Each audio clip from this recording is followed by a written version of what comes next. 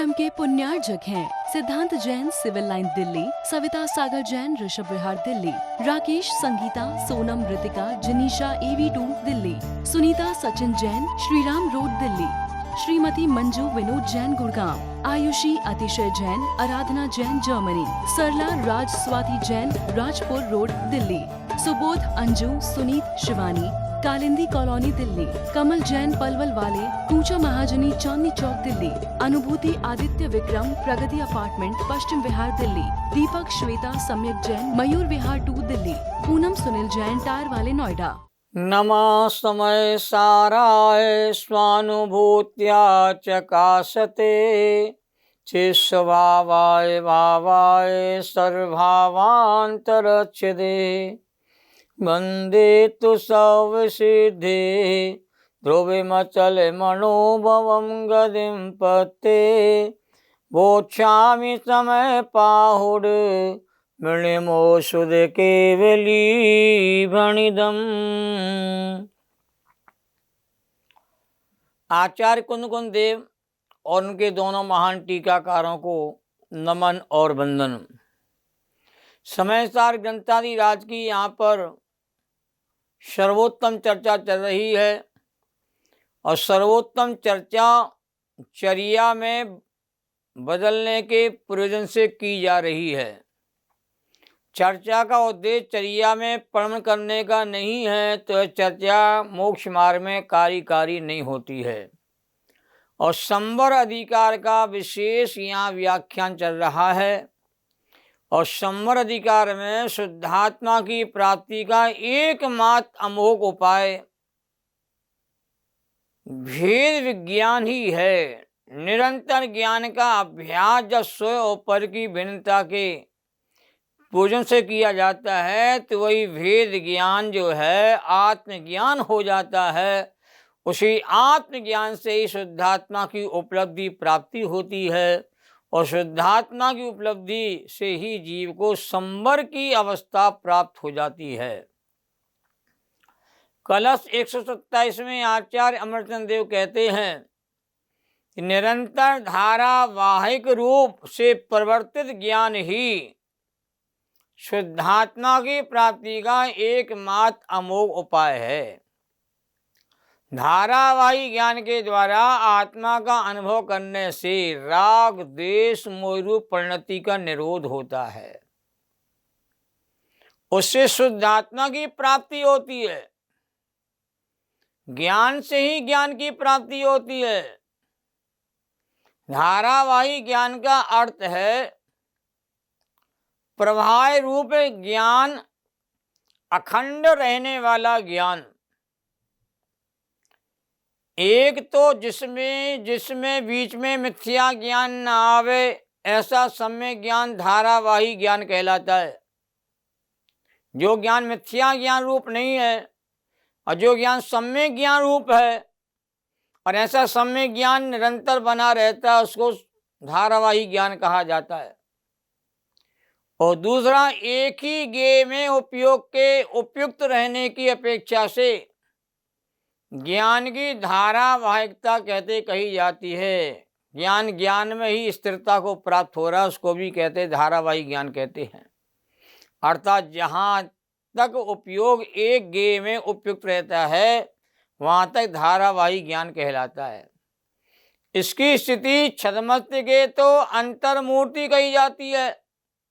छदमस्त माने अल्पज्ञ, जो केवली नहीं हुए हैं उनको सबको छदमस्त कहा जाता है। और देशना लब्धि से लेकर के केवल ज्ञान की प्राप्ति तक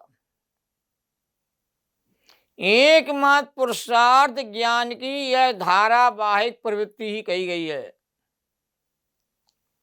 सम्यक दर्शन की प्राप्ति के पूर्व जो धारावाहिक ज्ञान था वह देशना लब्धि के आधार पर आधारित था, आगम के अनुसार था, विकल्पात्मक था।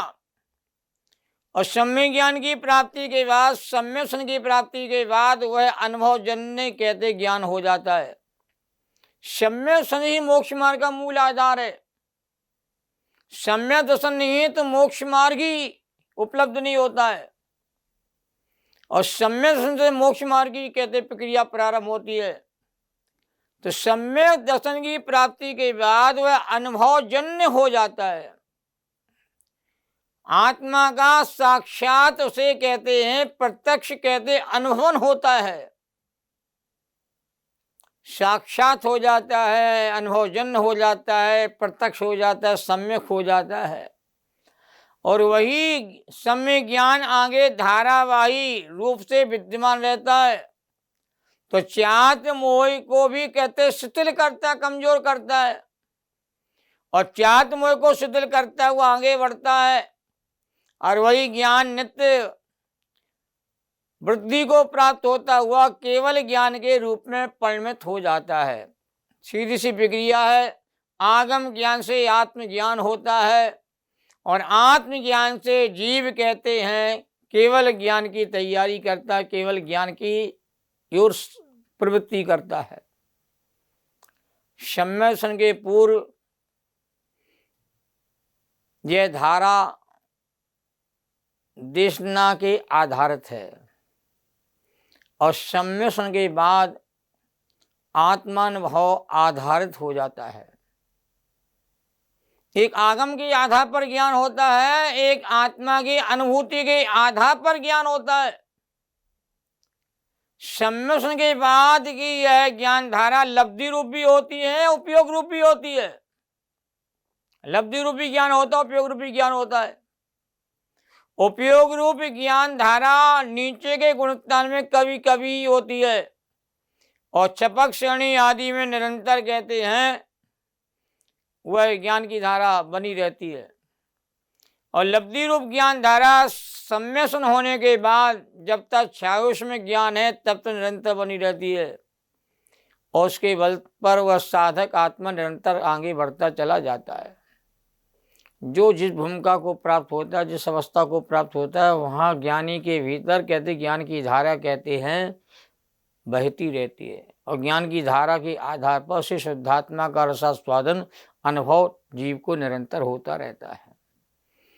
अब आगामी 187, 188, 189 तीन गाथाओं में कहा जा रहा है कि संवर किस प्रकार का होता है। तो गाथा नंबर 187 प्रारंभ होती है। अपाणिमपणा रुंदी उन दो पुण्य पाव जोगेशु दंतन लालम मिठ दो इच्छा विरदो लम्मी। अपाणिमपणा रुंदी ऊण दो पुण्य पाव जोगेशु दंतन लालम मिठ दो इच्छा विरदो लम्मी। अपाणिमपणा रुंदी ऊण दो पुण्य पाव योगेशु दंतन लालम मिट दो इच्छा विरदो लम्मी। अनुवाद देखिए। पुण्य एवं पाप से निज आत्मा को रोक कर अन्य आशा से विरति हो ज्ञान दर्शन में रहे।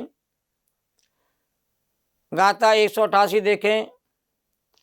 जो सव्य संग मुक्को ध्यायदि अपाणिमपणो अप्पा लविकम्मं लोकम्मं चेदा चिंते दिए अत्तम। जो सव संग मुक्को झायदि अपाणिमपणो अप्पा लविकम्मं लोकम्मं चेदा चिंतेदि अत्तम। जो सव संग मुक्को झायदि अपाणिमपणो अप्पा लविकम्मं लोकम्मं चेदा चिंतेदि अत्तम। अनुवाद देखिए।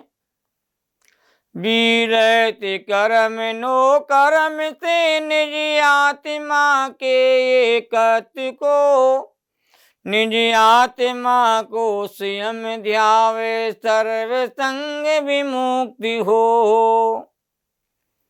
अब 189 नंबर की गाथा, ये तीनों गाथा एक साथ आई हुई हैं। और तीनों गाथाओं का विषय एक ही बात को स्पष्ट करने के लिए है, इसलिए तीनों गाथाओं को एक साथ यहाँ पर लिया गया है। अपाणम जायन्तो दंतलाणमो अनलमो लहदी अचिरेण अपाण मे विशोकमपि विमुक्ताम्। अपाणम जायन्तो दंतलाणमो अनन्नमो लहदी अचिरेण अपाण में सो कमप विमुक्तम। लय के साथ देखिए, अपाणम जायन्तो दंतलाणमो अनन्नमो लहदी अचिरेण अपाण में सो कमप विमुक्तम। अनुवाद देखें, ज्ञान दर्शन में निजातम को सदा जो ध्याविते अत्यल्प काल सुकाल में वे सर्व कर्म विमुक्ति हो। ये गाथा का अनुवाद था और तीनों गाथाओं का अर्थ कहते एक साथ यहाँ पर आ रहा है कि आत्मा को अपनी आत्मा के द्वारा, क्या दो आत्मा हमारे भीतर नहीं, एक ही आत्मा है। एक आत्मा का मूल स्वरूप है, एक आत्मा को जानने वाली कहते ज्ञान की परिणति है, दोनों ही आत्मा कहलाते हैं। तो आत्मा को अपनी आत्मा के द्वारा पुण्य और पाप इन दोनों स्वभाव योगों से कहते रोक कर कि पुण्य पाप रूप परिणति आत्मा में जो दिखाई देती है आत्मा का वह वैभाविक परिणाम है, आत्मा का स्वाभाविक परिणाम नहीं है। तो आत्मा को अपनी आत्मा के द्वारा पुण्य और पाप इन दोनों स्वभाव योगों से रोक करके दर्शन और ज्ञान में स्थित हुआ और अन्य वस्तु की देह यानी राग आदि इच्छा से विरत हुआ।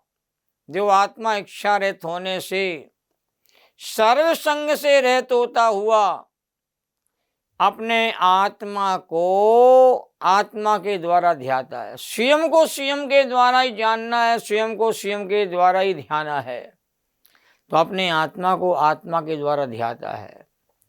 और कर्मे और नो कर्म को कहते नहीं ध्याता, क्योंकि मेरा रूप नहीं है, स्वरूप नहीं है।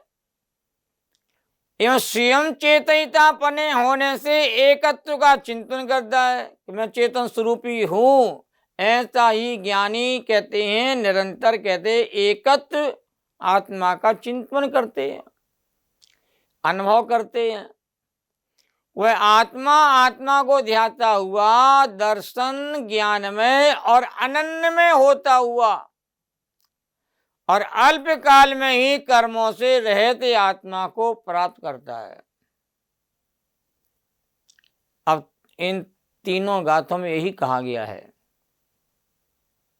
कि जो आत्मा स्वयं के ही पुरुषार्थ से अपने उपयोग को पुण्य पाप भावों और उनके फल से विरक्त होकर के, कर्म भी आत्मा नहीं है, कर्म फल भी आत्मा नहीं है, ये समझना पड़ेगा। आत्मा कर्म से भिन्न है और नो कर्म से भिन्न है और कर्म के फल से भी आत्मा भिन्न है। तो पुरुषार्थ के बल पर अपने उपयोग को पुण्य पाप भावों से उनके फल से विरक्त होकर के और सभी कर्मों से ममत्व तोड़ करके, कर मेरा रूप ही नहीं, स्वरूप नहीं है तो अपने आप ही मत छूटेगा, उनसे विरत होकर के उपयोग को दर्शन ज्ञान स्वभाव ही अपने आत्मा में लगाता है। क्यों हमारा जो उपयोग स्वभाव है वो ज्ञान दर्शनमयी है और अपने आत्मा को ध्याता है। निज का ध्यान ही ध्यान है, पर का ध्यान ध्यान नहीं है।